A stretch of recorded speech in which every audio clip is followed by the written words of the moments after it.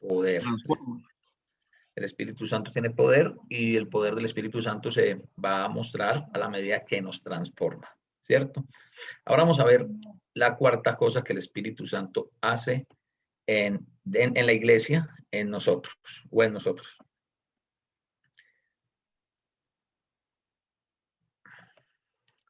El Espíritu Santo es quien nos convence de pecado, de justicia y de juicio. Dice Juan 18, 8 al 11. Cuando Él venga, convencerá al mundo de error en cuanto al pecado, a la justicia y al juicio. Los convencerá en cuanto al pecado porque no creen en mí. Los convencerá en cuanto a la justicia porque voy al Padre. Y ustedes ya no me podrán ver, ya no podrán verme. Los convencerá en cuanto a juicio porque el príncipe de este mundo ya ha sido juzgado. El Espíritu Santo es quien nos convence de lo que hacemos. Entonces, ¿qué es muy importante que nosotros miremos, hermanos? ¿Qué realmente o cómo vamos a ver la obra del Espíritu Santo en nuestras vidas? El Espíritu Santo es el que nos convence. Cuando Jesús está hablando esto a los apóstoles, les dice 3 cosas de lo que nos iba a convencer. La pregunta mía es, cuando Jesús habla a los apóstoles en esta ocasión, ¿ustedes qué creen? ¿Esas palabras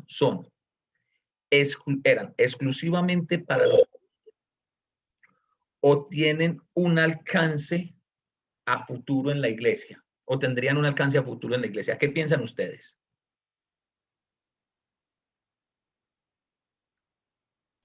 Literalmente él se lo estaba diciendo a los apóstoles, pero esas palabras eran específicamente para el reino, para su reino, y en este caso por eso es que nos cubre, porque el reino de los cielos, nosotros estamos en el reino de los cielos. Así es. Oiga, De acuerdo. yo estoy que pido un cupo en el Instituto Bíblico del Golfo. María. Es muy cierto. Ay, se acabaron las entradas la semana pasada, era hasta el 28. Ah, sí. Nos toca Bueno. venir a la próxima, entonces. Veo que lo que más les enseñan es humildad, ¿no? O sea, cultivamos, le voy a decir al hermano del instituto que coloque ahí en los valores, cultivamos la humildad entre nuestros estudiantes. No, mentiras, Elisa, tú sabes que te estoy molestando. Pero es muy cierto. Literalmente, si nos vamos al punto literal, obviamente Jesús está hablando con los 12. Pero tiene una amplitud porque es una promesa para el reino. ¿Y cuál es el reino de Dios? La iglesia. El reino de Dios es la iglesia. ¿Y por qué la iglesia es el reino de Dios?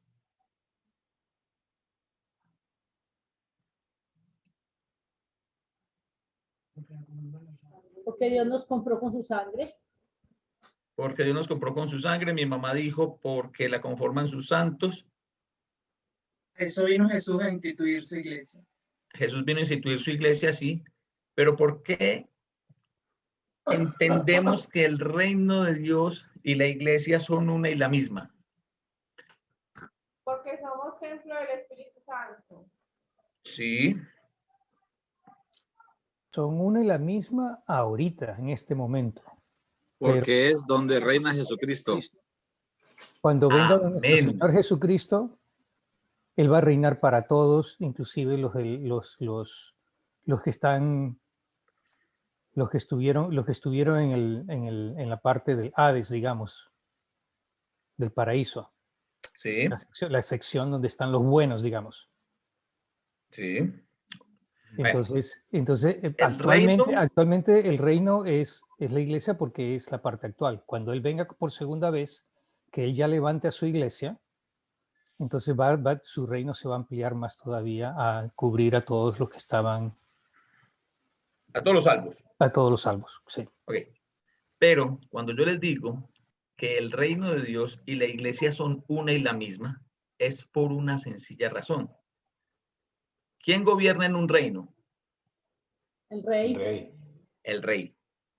¿Quién gobierna en la iglesia? Cristo.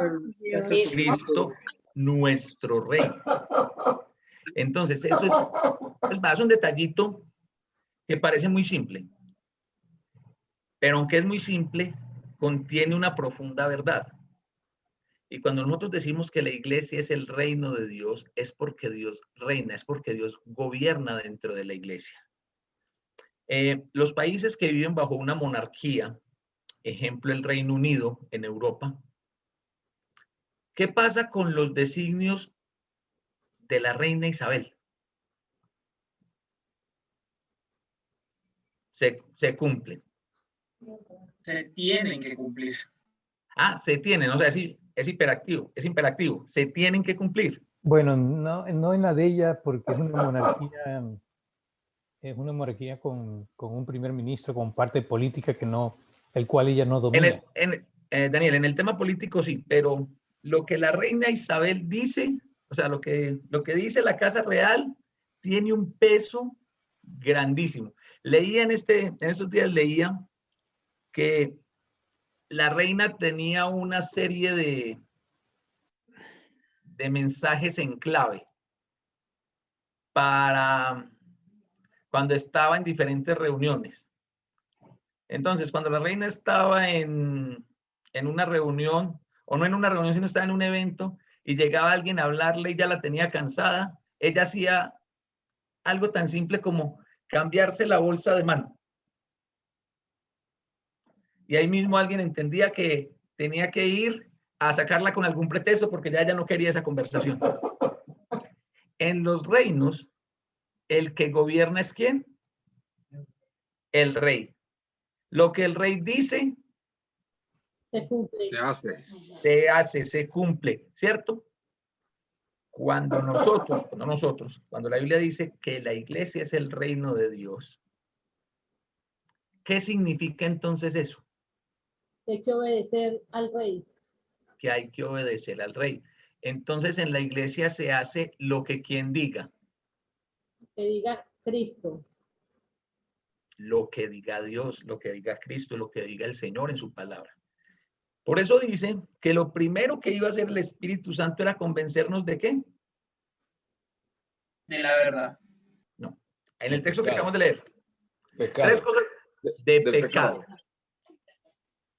Entonces, ¿cómo nos convence el Espíritu Santo a nosotros de pecado?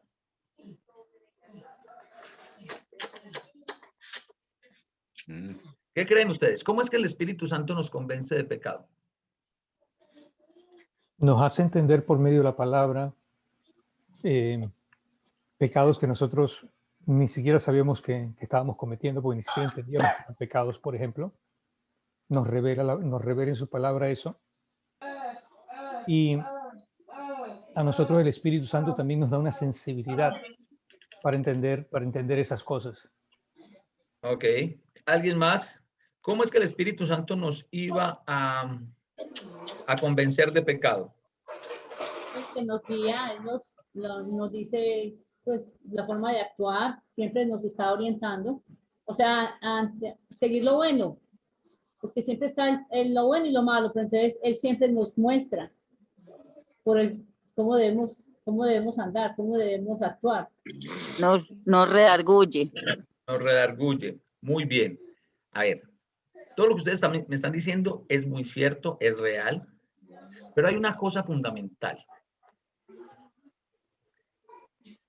Nosotros, como iglesia, no podemos llamar pecado a lo que la Biblia no llama pecado.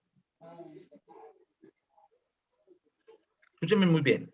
Nosotros, como iglesia, no podemos llamar pecado a lo que la Biblia no llama pecado.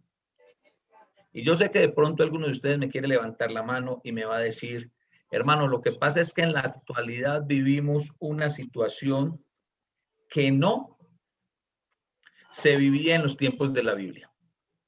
¿Ustedes creen que nosotros en la actualidad vivimos algún tipo de situación que no se vivía en los tiempos de la Biblia?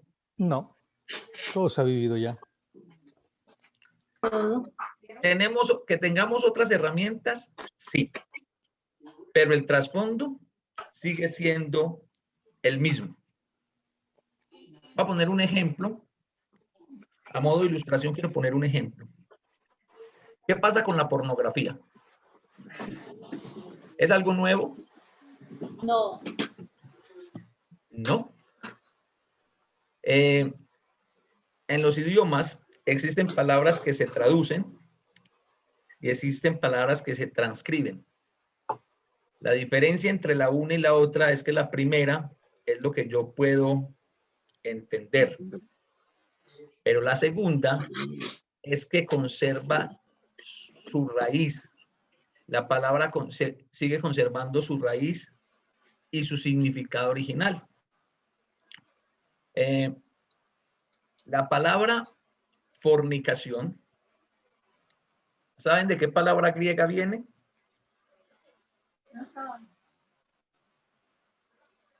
De la palabra porneia, que significa impureza sexual. Entonces, mire a dónde va. Porneia es una impureza sexual. ¿Qué es la fornicación? Una impureza sexual. Pero mire en el ejemplo que comencé. Pornografía. ¿Qué está guardando la palabra pornografía con relación a la original de impureza sexual? Es la misma raíz. Es la misma raíz. Lo que está diciendo es que es una impureza sexual gráfica. ¿Había pornografía en tiempos de la antigüedad? Sí.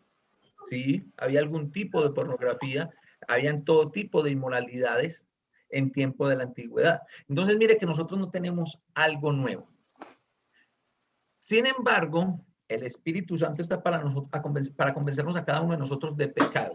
¿Cómo nos convence el Espíritu Santo de pecado? Entonces, partimos de la raíz, partimos del principio de que nosotros no podemos llamar pecado a aquello que la Biblia no llama pecado.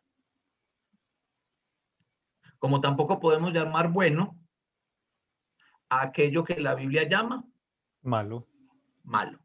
Simple. Otra ilustración. ¿La Biblia castiga la homosexualidad? Sí. Sí. O sea, lo considero un pecado tal es que si vives en ese pecado no verás el reino de los cielos. Ok.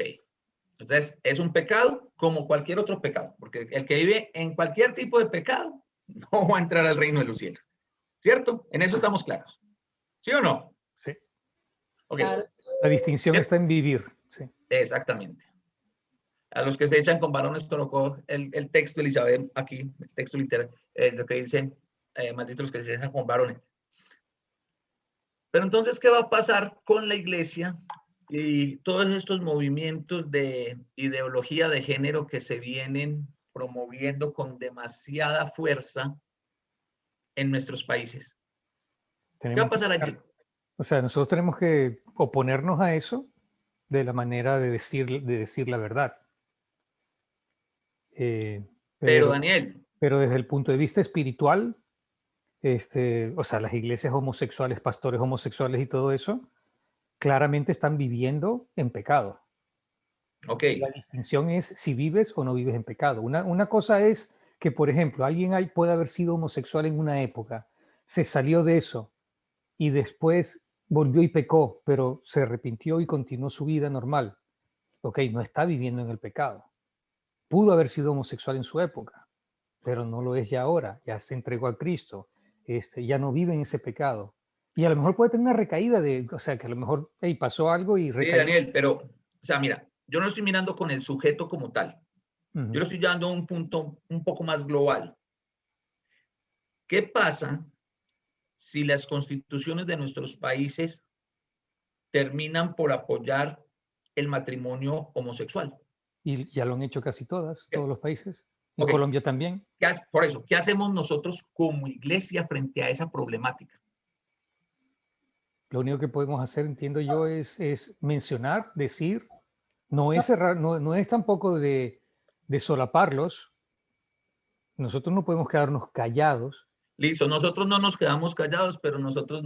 Hablarles de Dios y llevarlo en oración. Claro, pero...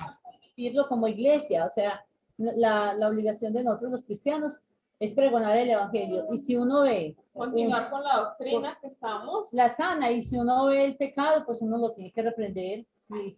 Ok, ¿Qué Beatriz. pasa? ¿Qué pasa? muy Pero ¿qué bien. pasa, por ejemplo, si el gobierno dice, bueno, a partir de ahora todas las iglesias tienen que tener un pastor homosexual también? No, Para o que sea, haya- el para gobierno que no haya- puede, Para que haya justicia. Daniel, escúchame un segundito. Ajá. O sea, obviamente el gobierno no puede entrar a legislar eso porque el gobierno no entra a legislar las iglesias. Mm. Lo que sí puede hacer el gobierno es decir, venir a poner un veto a una congregación o algún tipo de multa por no aceptar homosexuales dentro de su comunidad. Entonces, ¿qué tendríamos que hacer nosotros como iglesia? Disculpa, Néstor, aunque eso es un tema muy Aceptarlo. complejo, porque de todas maneras no se puede estar juzgando, digamos, a las personas en condición como iglesia porque lo verían como un rechazo hacia esas personas. Por eso yo digo, tocaste un tema muy complejo, porque igual a nivel global, en muchas partes se están aceptando a estas personas tristemente, ¿cierto? ¿Qué toca uno que hacer, digamos, frente a esta situación? Sí, orar por ellos, mostrarle la palabra, no juzgarlos, acogerlos, sí, pero ya eso son decisiones de la persona, pues sí, si consideran el camino, ya se le llama la atención, ¿cierto? Pero en cuanto, digamos, a sacarlos, a hacerle un rechazo, porque de hecho a mí me pasó en un negocio, atendí a 2 lesbianas que se estaban besando en el negocio y no podía hacer mal gesto porque lo primero que hicieron fue decirme, oye, tú estás rechazando a nosotros, eso es malo, ustedes recuerde que están predicando de la Elizabeth, palabra sí. y dar testimonio. Pero venga, Entonces, eso es un Elisa, tema muy sí. complejo porque Yo mire sé que que es muy ellos están complejo. respaldados por todo, por la ley y por Ok, muchas entonces, cosas, ¿cierto? Pero nosotros tenemos entonces que la hacerlo. pregunta es, Pero primero está la momento, doctrina Beatriz, y espérate, eso nos manda a Beatriz, reprender el pecado. Beatriz, ok. Si la ley dice que eso está bien, nosotros simplemente porque la ley lo dice lo tenemos que aceptar como No, iglesia. no, nunca. Por Ese es eso, el es que eso punto. uno no lo acepta, o sea, porque la palabra de Dios rechaza. Ellos, por eso digo, la ley los aprobó, ¿cierto? Porque han aprobado todo lo que han hecho, incluso hasta las adopciones de niños, incluso en recibirlos en lugares públicos, Sí, acogerlos, o no sea, en rechazo. eso está muy bien, Pero Elizabeth. si vienen ahorita, pero si vienen ahorita 2 personas a Girardota, 2 lesbianas o 2 homosexuales, y vienen a decirle al hermano Leonel, al hermano Néstor, usted tiene la obligación de casarnos. No. Sencillamente no. Sencillamente no. Y por más que, No, y aunque, porque- y si el gobierno dice, ¿sabe qué? Sí, se legisla de que tienes que casarlo. Bueno, se cerrará la iglesia en todo caso. Pero nosotros no podemos ceder a algo que Dios dice que eso está mal y que no es Es correcto. pecado Ese- y eso es abominación a Jehová Dios. Ese es el La ley de punto. Dios está por encima de la ley de los hombres. Nosotros Ok. tenemos que El obedecer manual a es Dios muy por claro. sobre todas las cosas. Ok, ese es el punto. Nosotros, así como nosotros no podemos llamar pecado a lo que la Biblia no llama pecado, tampoco, mucho menos, podemos llamar bueno a lo que la Biblia llama malo. Cuando a mí alguien viene y me dice, no, es que ustedes los cristianos tienen un Dios retrógrada, ustedes se quedaron en la edad de piedra, ¿saben qué? Me río. Porque le digo, qué poco conoces de la historia. Qué poco conoces de la historia. Porque en la historia de la humanidad, esa perversidad siempre ha estado. Sí. Entonces, qué poco conoces de historia. Número uno. Número dos. Yo sé que el tema es álgido. Dice, es que tú no puedes. ¿Dónde está tu amor si rechazas? Porque me rechazas a mí como homosexual. Escuché a un pastor dar un argumento que dije, wow, eso es. Porque ellos vienen y dicen, es que usted me rechaza, ustedes me rechazan. El Dios de ustedes es un Dios malo porque me rechazan. Venga, ¿quién arrancó rechazando?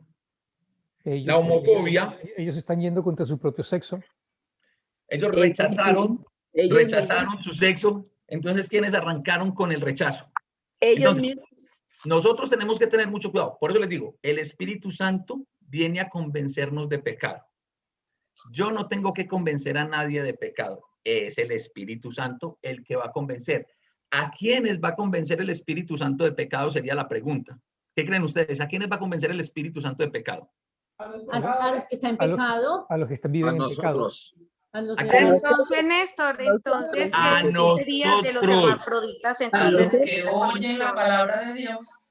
Eso es la promesa de que el Espíritu Santo nos iba a convencer de pecado. No es una promesa a la humanidad. Es, lo habíamos dicho al principio, esas palabras eran para los apóstoles. No, esas palabras se las dijeron a los apóstoles con una proyección al reino de Dios. ¿A quién convence el Espíritu Santo de pecado? A los que estamos a los que están dentro mal. no, a los que estamos dentro del reino de Dios, no a los que están mal, a los que estamos dentro del reino de Dios. Amén. ¿Qué dice Romanos capítulo 1? ¿Qué pasó con los que no tuvieron amor por la verdad?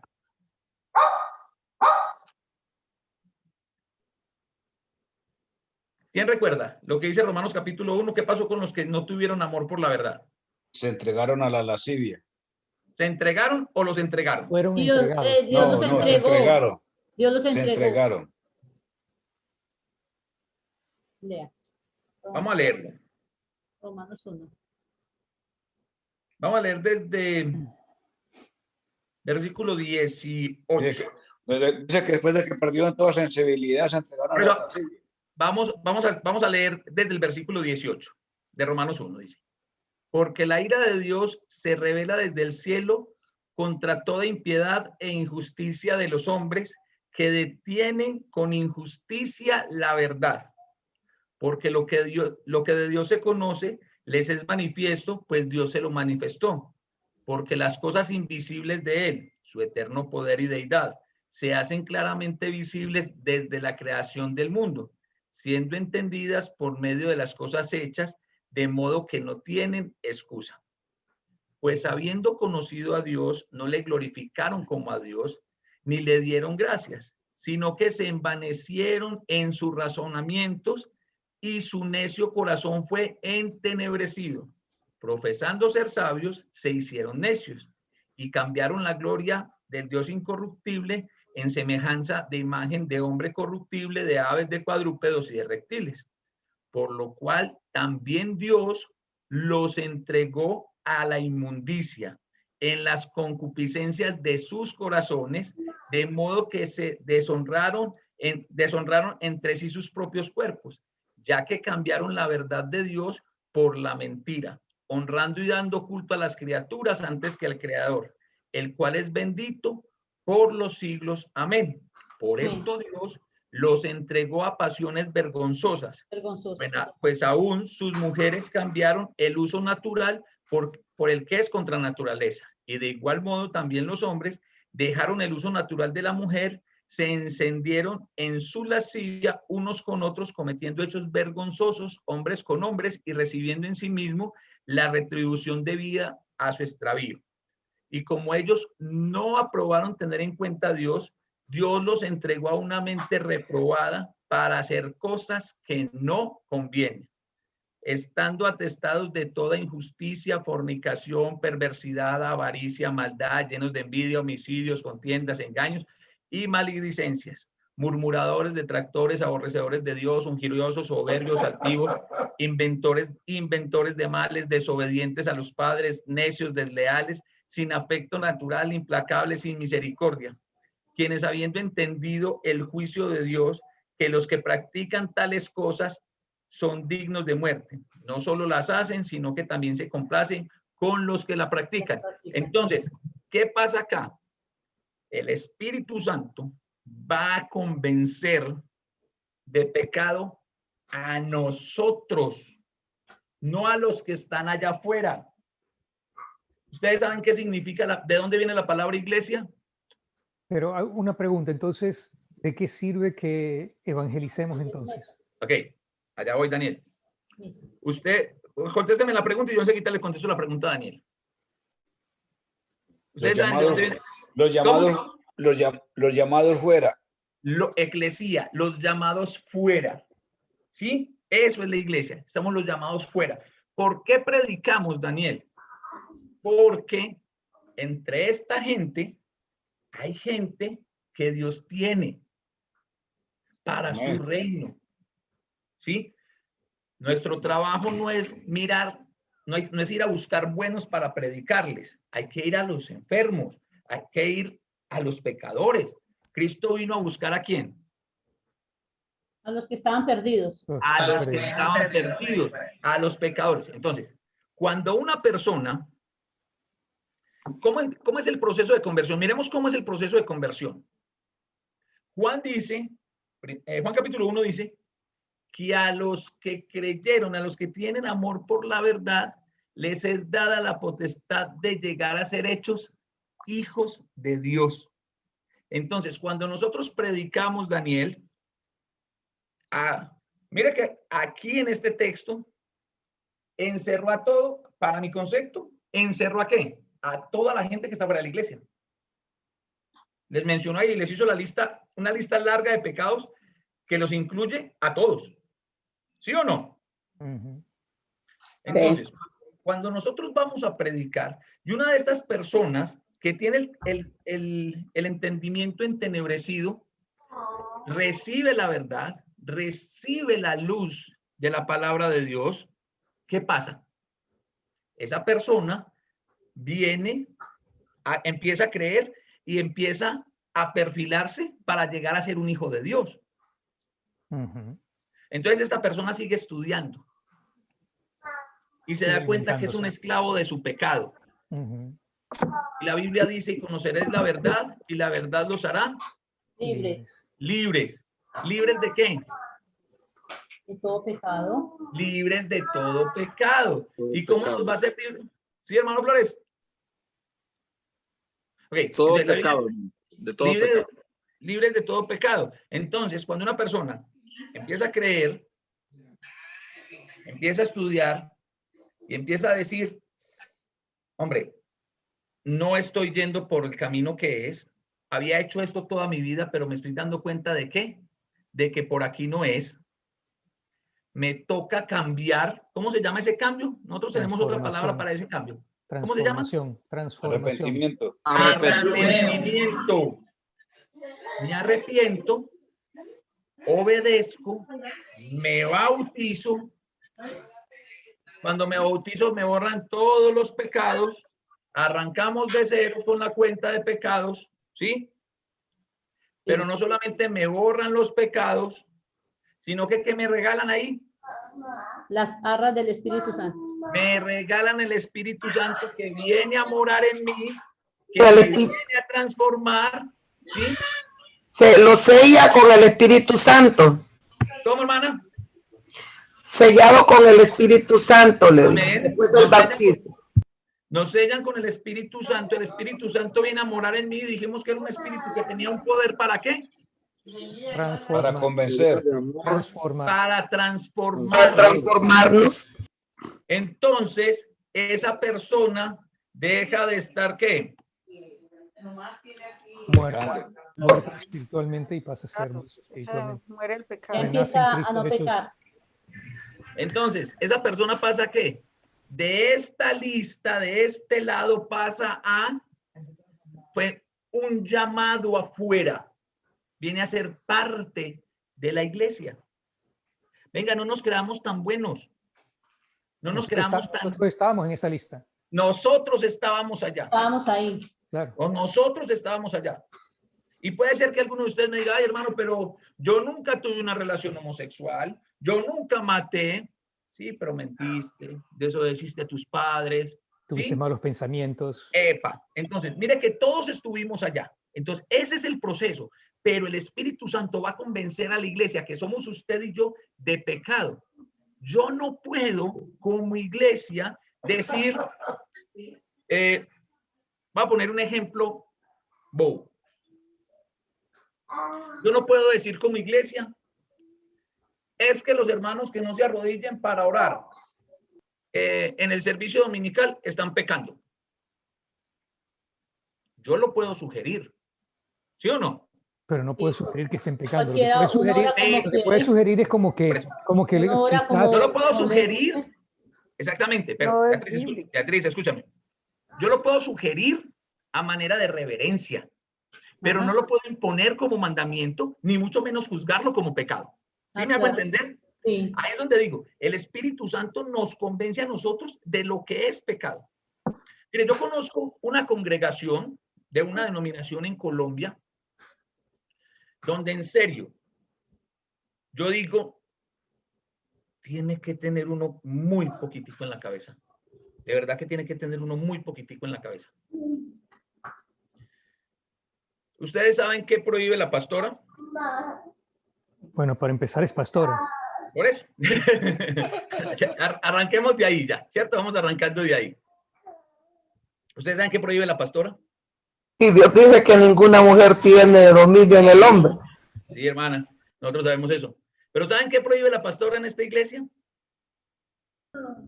Que las hermanas vayan de jean o pantalón y que usen tangas.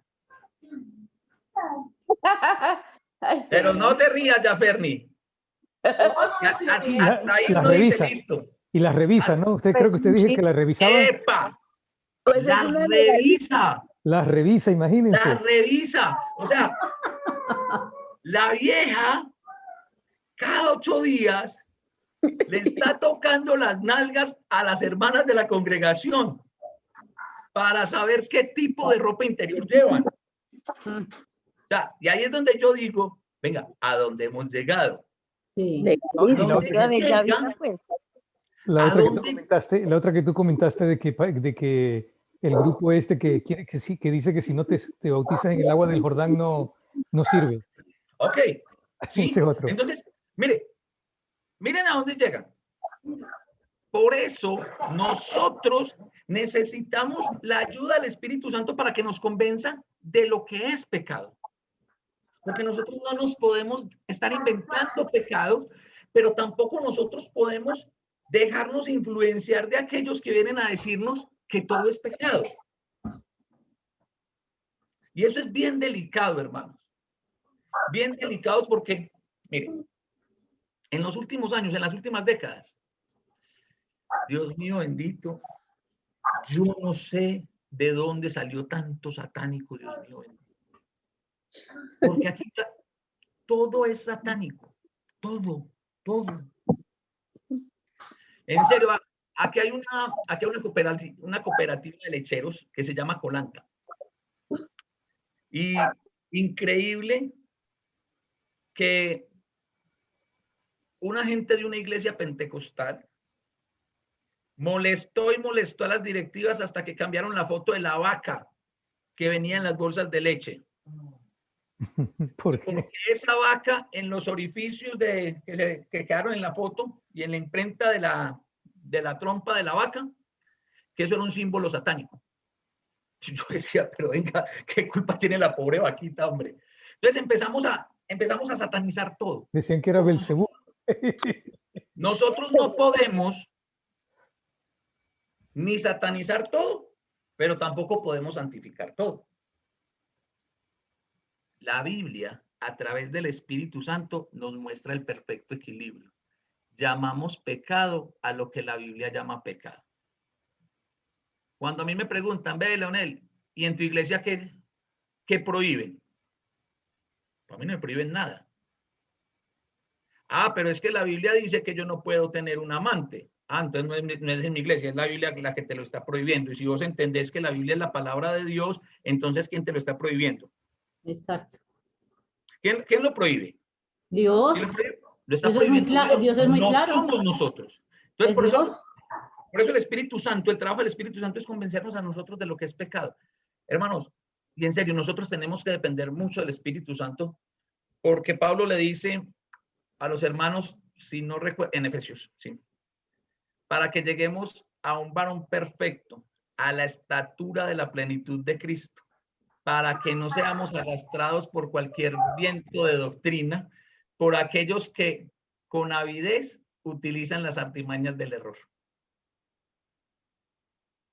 Entonces, mire lo importante y lo indispensable que tiene que ser el Espíritu Santo para nosotros, hermanos. ¿Por qué razón? ¿Recuerdan la enseñanza del hermano Trey Henry hace unos días atrás? Hablándonos de la unidad. Por nosotros no estar dejándonos guiar del Espíritu Santo, nosotros estamos mutilando el cuerpo de Cristo. Nosotros estamos dividiendo el cuerpo de Cristo, que es la iglesia. Y para nosotros es muy fresco. Es listo, pues de malas. Si Alejandro no piensa como yo, pues de malas. Y que si Alejandro se va por allá y piensa otra cosa, de malas.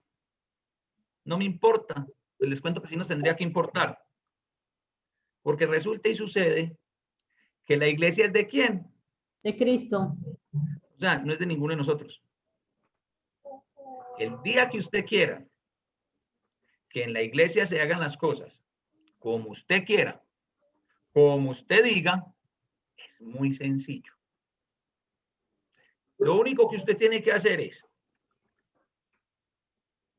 demostrar que es el Hijo de Dios. Tomar una cruz. Que lo crucifiquen. Que lo maten.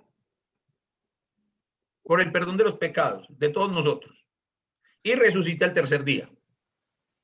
Y ahí usted va a poder establecer una iglesia. De ahí para allá, no se puede.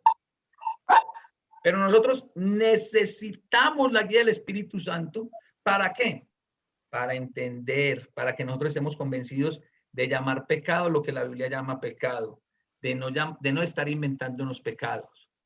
Pero en esto, hermanos, también necesitamos la guía del Espíritu Santo para entender que el hermano o la hermana pueden pensar de una forma diferente a como yo estoy pensando, sin necesidad de que eso signifique que somos enemigos. ¿Ustedes creen que todos los apóstoles pensaban igual? Uy, no. Oh. Entre ellos no se querían al principio. No, muchas veces sí, Pablo tenía discusiones con... Bueno, no solo todos contra Mateo, por ejemplo. Porque contra Mateo. Pero miren la de Pablo. Pablo y Apolos. Pablo y Juan Marcos. Pablo y Juan Marcos, sí. Pablo y Pedro. Una reyerta entre Pablo y Pedro. Lean el libro de Gálatas. En Gálatas está. Porque Pablo dice que Cefas, que es Pedro, cuando estaba con los gentiles se comportaba como gentil, pero que cuando vinieron unos de donde Jacobo, es decir, cuando vinieron unos de la iglesia de Jerusalén, se hizo y empezó a señalar a los gentiles. Y Pablo dijo, eso era de reprobar y lo reprendí. Entonces uno dirá, uy, piensen ustedes, en lo que nos muestra la Biblia de apóstol Pedro, ¿cómo recibió Pedro eso? ¿Cómo creen ustedes que recibió Pedro eso? Pues de pronto al principio no lo pudo haber recibido muy bien, pero Pedro escribe en sus cartas lo que nuestro amado hermano Pablo muchas veces nos ha escrito. Yo no me canso de repetírselos. ¿Sí? Entonces mire que no pensaban iguales. Si ellos no pensaban iguales, ¿por qué creen ustedes que nosotros tendríamos que estar 100% de acuerdo en todo? Y yo sé que me van a decir, hermano, esa es la unidad de la fe. La unidad de la fe es que hay dos espíritus. Sí, hay muchos misterios que no han sido revelados a nosotros. Entonces, nosotros no podemos estar, por ejemplo, el Apocalipsis. Se ponen a pelear de que si son los amilenistas, que si hay el milenio, que si, etcétera, etcétera. Hay un montón de milenas ahí, ¿no? No se sabe qué mismo va a ser, porque puede ser que no sea ni lo uno ni lo otro tampoco. Una mezcla de los dos capaz. Probablemente no es ni lo uno ni lo otro. ¿Sí? Entonces, mire, Pero nosotros tenemos que, para eso nosotros necesitamos la guía del Espíritu Santo. ¿De qué más nos iba a convencer el Espíritu Santo? Entonces, de pecado, de justicia. ¿Y cuál es esa justicia? En cuanto al pecado, el versículo 10 los convencerá en cuanto a la justicia, porque voy al Padre y ustedes ya no podrán verme. ¿Qué es esa justicia? ¿Cómo así que nos iba a convencer de justicia? Nos iba a justificar delante del Padre. La única forma de nosotros ser justificados delante del Padre es con Jesucristo allá. Por eso él se tenía que ir. En la casa de mi Padre muchas moradas hay. Voy pues a preparar lugar para vosotros. Entonces, aquí viene lo maravilloso del amor de Dios. Levante la mano quien sea justo. No hay uno. Que levanten la mano los justos. Cristo nos ha justificado, pero que nosotros nos sintamos justos es otra cosa. Daniel, excelente. ¿Qué es ser justificado? Que ante Dios Padre nos ve a nosotros como a su Hijo, justo en todo nivel. Entonces, en el mundo no hay justo ni aún uno. En la iglesia están los justos. Hermano, yo no me siento justo. Yo tampoco. Pero es así como me ve Dios.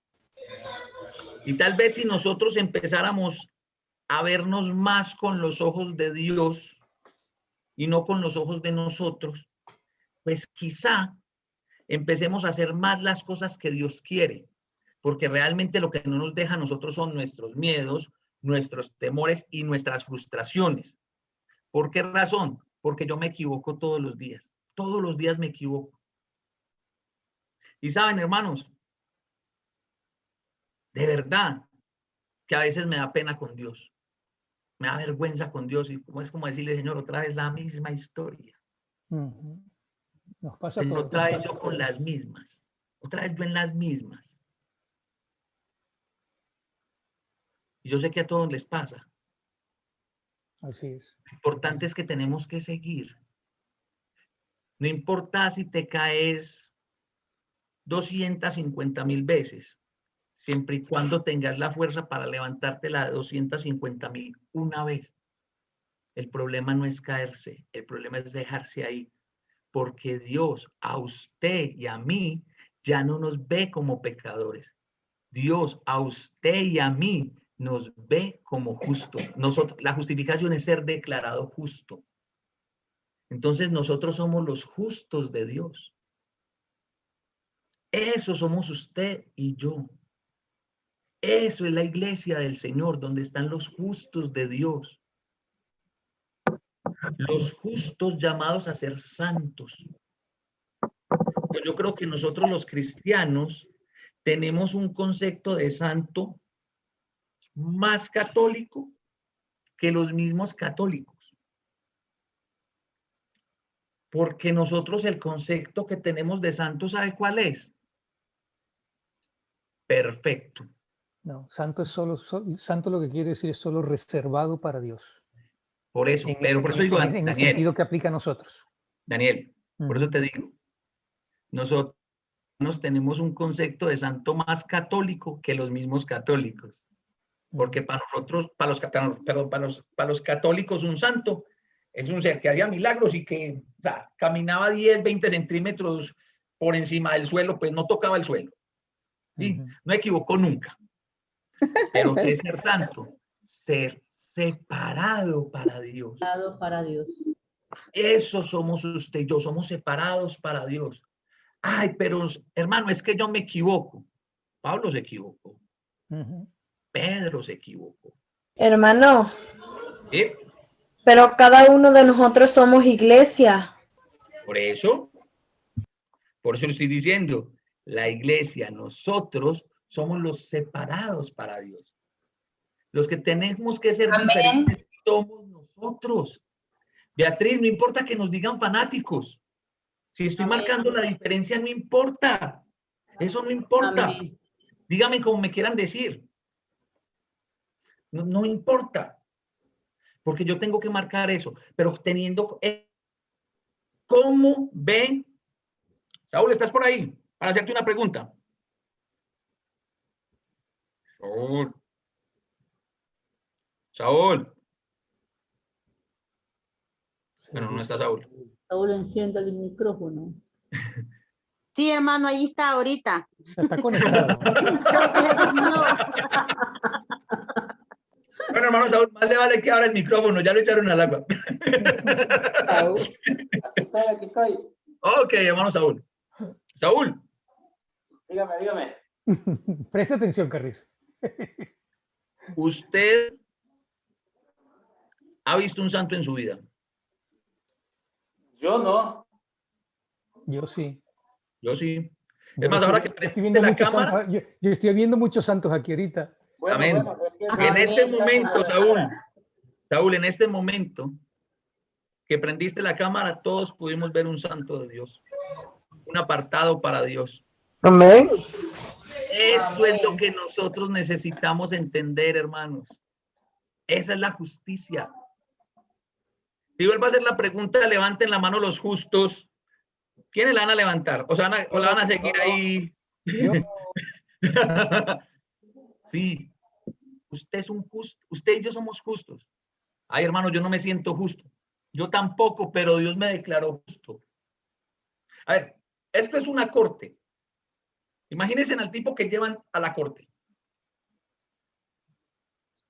Todas las pruebas lo condenan. La fiscalía y el jurado lo condenan. Y el juez dice que es justo.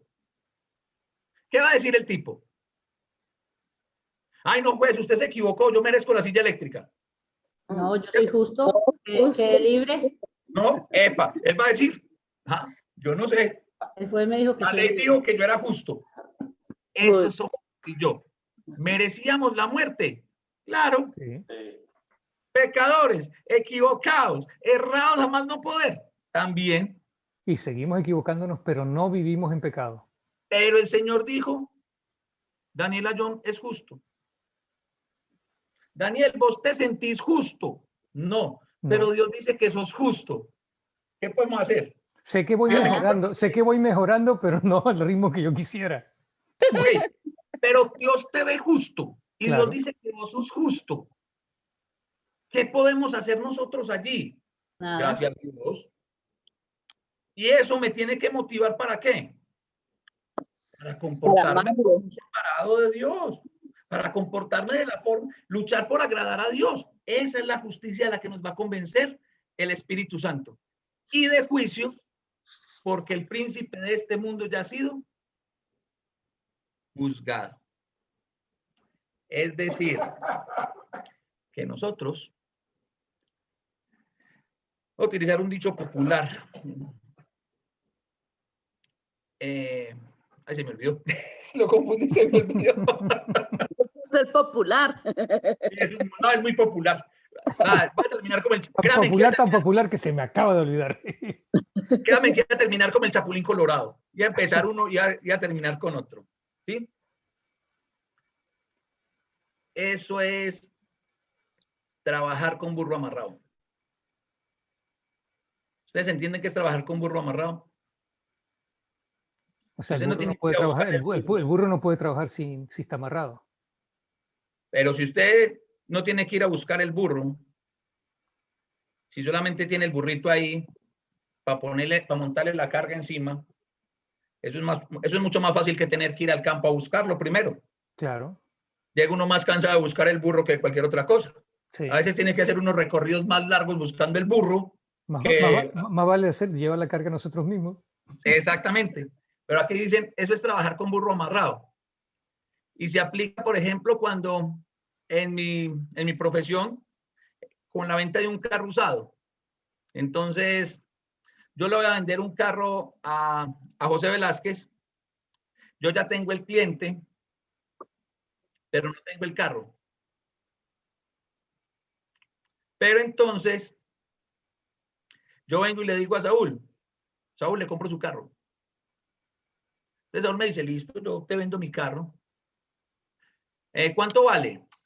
Listo, mi carro vale $10,000. Pero yo ya sé que yo ya le vendí el carro de Saúl, un carro como el de Saúl, a José en 13,000. Entonces yo casi que ni voy a regatear el precio. ¿Por qué? Porque estoy trabajando con burro amarrado. Yo me voy a ganar $3,000 simplemente por recibir un carro, firmar un traspaso y llevárselo a José para que firme un traspaso. Eso es hacer un mandado de $3,000. Eso es trabajar con burro amarrado. Nosotros, los justificados, trabajamos con burro amarrado. ¿Por qué razón? Porque nosotros no tenemos que trabajar por la victoria. Nosotros trabajamos desde la victoria que nos da Jesús. Porque el príncipe de este mundo ha sido vencido. Juzgado. Y juzgado. Juzgado. Entonces, ¿qué poder tiene él? Ninguno. Entonces, nosotros, ¿por qué le seguimos echando la culpa a él de todo? ¿Por qué razón? Porque simple y llanamente no estamos enfocados en lo que nos tenemos que enfocar. Nosotros, en vez de enfocarnos en que somos los santos de Dios, en que Dios nos declaró justos, nos mantenemos, ay, es que yo soy pecador. Ay, no, es que hermano, yo peco. Ay, hermano, es que la carne es débil. Ay, hermano, y parecemos Atlas cargando el universo entero en los hombros. Y yo me pongo a pensar, ¿y Dios qué pensará de todo esto? Oíste, te dije que me entregaras todo eso, vení, que te voy a quitar todo ese peso, te lo quito y vos querés ahí. No, no, venga, yo lo llevo, Señor, yo lo llevo. Ojo, enfoquémonos, hermanos, enfoquémonos. Iglesia del Señor, enfoquémonos. Eso que no nos flagelamos, ¿no? Ah, nos falta. No, nos falta bueno, nos falta el que sí se flagela de alguna u otra forma. Pues no nos damos latigazos. ¿Alguna denominación? No, miren, va a ser un comentario muy personal. A veces cuando yo escucho hermanos que me dicen, hermano, venga, ¿por qué no preparamos, no programamos un ayuno en la iglesia para que resolvamos tal situación? Pues que eso no es bíblico. El ayuno hace parte de mi relación independiente, individual con Dios. Yo no le puedo decir a la iglesia, ayunemos. Los ayunos no son porque entonces ya no estaríamos haciendo el propósito de Dios. Cuando ayunéis, no desnudes tu rostro y que no sepan los demás que estás ayunando. Pero está toda la iglesia ayunando. Entonces, ¿cómo hacemos para que no se den cuenta? Le toca a uno comer a escondidas. No, ese no es el punto. El punto no es maltratarnos. Los colosenses tenían ese problema y Pablo les dice, no es el duro trato al cuerpo, muchachos. Es entendamos qué realmente somos nosotros. Cuando usted y yo comprendamos lo que realmente somos, eso va a ser una maravilla. Mientras usted se siga viendo con sus ojos, con nuestros ojos nosotros no podemos ver absolutamente nada bueno. En serio. Tenemos que ver a través de los ojos de Dios. Más que de los ojos de Dios, es del cristal a través del cual Dios nos ve. Hay una canción de salsa que dice, todo es según el color del cristal con que se mire. Y eso sí que aplica para los cristianos. Porque usted se mira, yo me miro con mis ojos y yo digo, vuelvo y digo, qué pena con el Señor, qué vergüenza con el Señor. Pero el Señor a mí me ve con el cristal de la sangre de Cristo. El Señor a usted, a cada uno de nosotros nos ve con el cristal de la sangre de Cristo. ¿Y saben qué pasa ahí? Ahí es donde nos ven justos. Ahí es donde nos ven buenos. Ahí es donde nos ven santos. De resto no. Hermanos, nosotros no estamos corriendo, luchando por la victoria contra el enemigo de Dios. Nosotros estamos luchando desde la victoria que Jesucristo nos dio con su muerte y su resurrección. Esto es lo que hace el Espíritu Santo en la iglesia. Convencernos de pecado, convencernos de que Dios nos declara como justos y nos ve como justos, y convencernos de que nosotros no vamos a ser condenados. Hay un dicho popular acá en Colombia, un dicho popular que dice: al que quiera más, que le piquen caña. Tenemos todo, todo, iglesia, y yo quiero que nos grabemos esto hoy. Si usted no lo había visto, si lo recordó, que no se le vuelva a olvidar. Tenemos todo, el Señor nos dio todo para ser victoriosos. Entonces, por favor, dejemos de vivir como perdedores. Que Dios los bendiga, hermanos. Muchas gracias por su atención. Amén, hermana. Amén, hermano. bendiciones, gracias. Gracias, hermano. Amén, hermano. Muchas Amén, gracias. hermano. Muchas gracias, Néstor. Muy bueno. Gracias a Dios. Néstor, gracias por la enseñanza. Y usted por diseminar así el evangelio tan fácil para que lo podamos entender nosotros. Gracias. ¿Cómo es este dicho, bro? Hermano, muchas gracias. Dios me lo bendiga. Y me le siga dando mucha inteligencia, hermano. Gracias. Amén. Gloria a Dios. Los dos. El que se me había olvidado o el último. El último. Al que quiera más que le piquen caña. Caña. Entendiéndose que en Colombia caña es el fruto del que se saca el azúcar. La panela. O la panela. ¿Sí? Sí. Porque sé que en algunos países de Latinoamérica caña se refiere al licor. Sí. Ajá. Ah, vale. Caña es donde sacan el azúcar, hermano. Exactamente. ¿Por qué se quedó volver a la reunión si yo me quiero salir? Ah, no sé. Porque de pronto no te quiere salir. No, dale salir. Ley Visita, qué bueno que nos acompañaste. Qué alegría. Dios te bendiga.